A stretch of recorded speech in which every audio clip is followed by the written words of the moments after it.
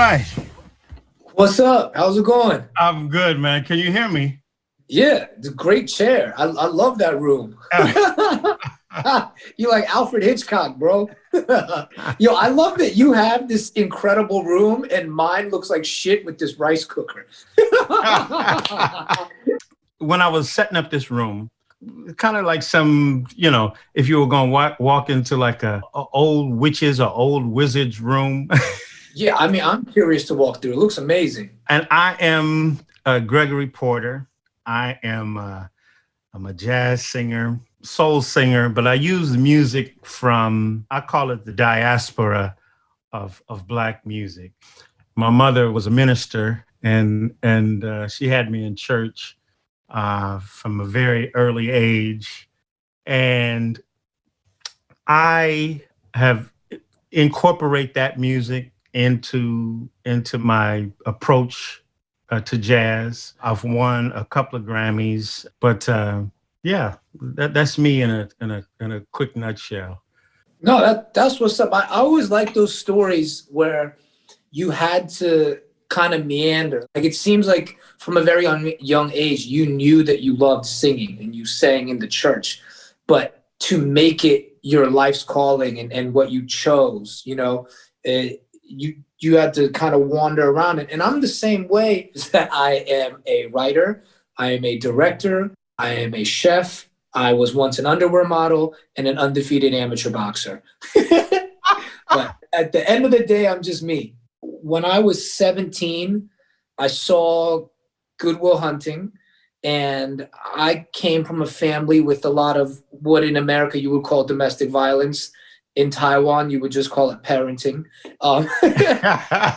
And when I saw Good Will Hunting, I don't think Ben Affleck and Matt Damon ever intended for like a Chinese kid in Orlando, Florida to watch that film and be inspired. But seeing them talk about these experiences of domestic violence and physical abuse made me realize, whoa, I can talk about this shit. And I, from that moment, just knew I wanted to make films. But being like a 5'7" chubby Asian American, no one wanted to see me in films. No one wanted my stuff. And that stuff really broke my spirit. And I wandered around trying to forget about my dream. But, inevitably, we end up where we should be many times if we persevere. I was a chef for a long time. Before I could tell stories in stories in film, I told them in food, I told them in books, I told them in a food travel show that I really loved a lot. But I'm where I want to be now making film, Just the story that you told about your family, that brief little moment was inspiring to me. This is the journey that my people had to take so that I can shine. You are a genius, but you didn't come to it on your own. There's some roots there. Somebody had to suffer. Somebody had to be patient. Somebody had to be diligent in order for you to get to where you are. Yes, there's some struggle, there's some pain, there's even some backwardness to it. Without question, there's that in my family. But thank God they maintained in order for me to get there. So this idea of cultural resilience, that's without question in my family and without question in my culture, African-American culture. I put that into the music, and the story is for everybody. I try not to waste that the lineage of strength that it took to get me here.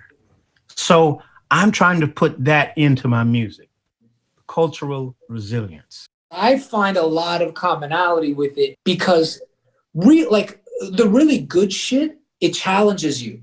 It teaches you. It makes you think in a new way. But when you're pitching it to, whether it's a studio or a label or a publisher, they're like, in one sentence, what's this about? And you're like, dude, get out of here. You know what I mean? Like, that's bullshit. It's the most bullshit question. And it's very funny because every single person that asks it think they're so sick when they're asking it. Like that they just threw down the infinity gauntlet. Like, yeah, Can you tell me in one sentence? And what I realized is just lie. Just lie.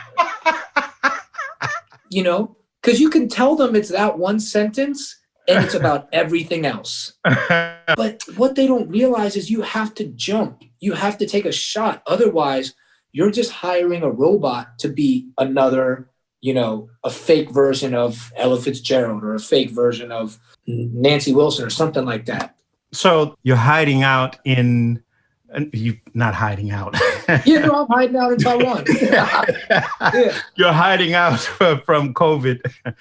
Ideas, how has it affected even your ability to apply that creativity? Yeah, for me, I usually would be shooting. You know, I would be in America telling stories because I'm in Taiwan now. And it's a place where a lot of studios aren't comfortable shooting, and the budget of production that I usually would do is not available here in this moment for the stuff I like to do. I've become a listener and I observe a lot more. And for the first time in my life, I am in a country where almost everybody thinks like my mother. And it's crazy and it's driving me nuts. But when I started to write and I started to want to do my work here and art, I bumped into so many people that had even less belief in me than people in America did. But my time in Taiwan has made me realize I am American and I am proud of it. And there are Americans that I feel kinship with that really believe that it is a place, if you believe in a world without borders and lines and race, come to this place and fight for it. And I think we are constantly getting closer to that. For me, this period of time, releasing a record in a pandemic that speaks of some of the struggles and personal struggles that we'll have to get over, that we are trying to get over. My brother passed away from COVID in New York City when it was just really crazy, and particularly crazy in Brooklyn. And in a way, that has almost overwhelmed my creativity.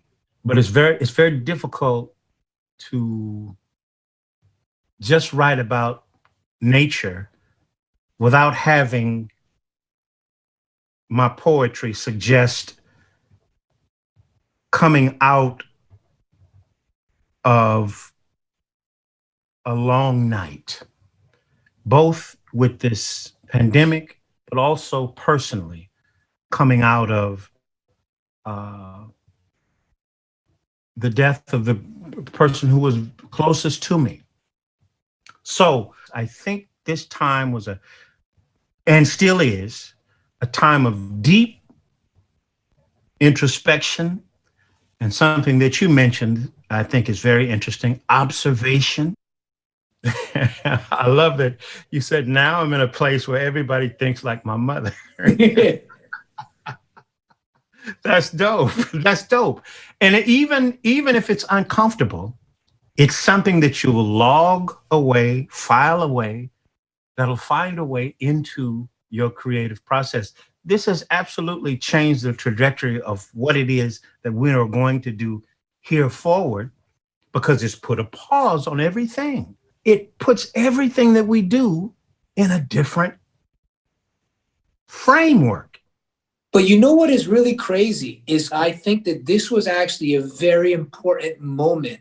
And we obviously don't want any more people to die. Like, we want people to get better, but forcing us to stop. And I think creatively, the most important thing that it did for everybody is you had to stop trying.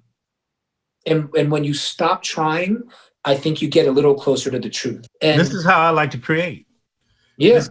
Organically, where it has to come out of you. It's like something in you that's welling up inside of you that wants to come out. That's your artistic personality.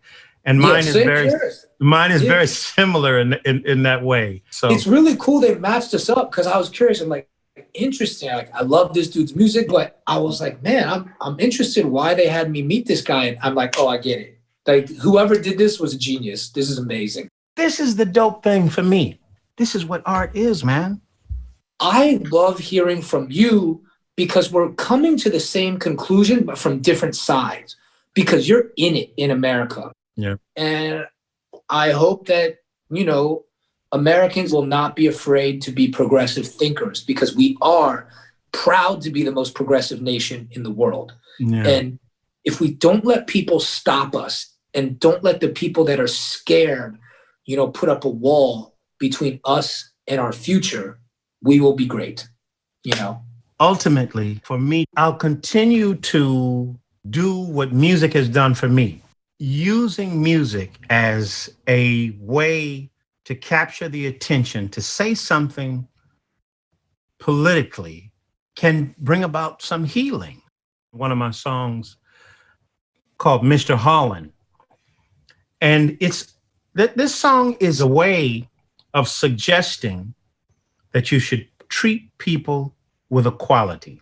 The first line of the song is, "Hello, Mr. Holland, can Rosie May come out and play? She's a good girl now, won't be no trouble no how." And then I say, "By the way, Mr. Holland, thank you for making no trouble of my skin. It's not a problem, nor has it ever been." This is a way to confront and cleanse both myself from the stain and the dirt of racism, but also I can clean the person who has used racism to get over on me. I can cleanse them too, just by that one line. But baby steps, baby steps. Yeah. Eddie, man, it was real cool to go through your history and your story in the brief time that we had. I really appreciate it. And without question, it'll open up my angles in terms of my, when I said this is a time of observation. It'll cause me to do that, maybe even step out of myself and look at my country, my place, my culture, in a way outside of my own body. So yeah, it's very interesting to have the conversation we had. Thanks, man. This is better than I could have imagined. And like, I just have to say, I consider you a homie. So I'm going to get your information. I'm going to hit you up. You got to come eat at my house. Yeah, that's my thing. Like, if you my homie, I would love to cook for you in my house. You know, I would love for that to happen. So you're welcome Definitely. to my information, and I hope it's the same the other way around. Let Absolutely, my people contact your people. I'm gonna DM you right now, man. This was great.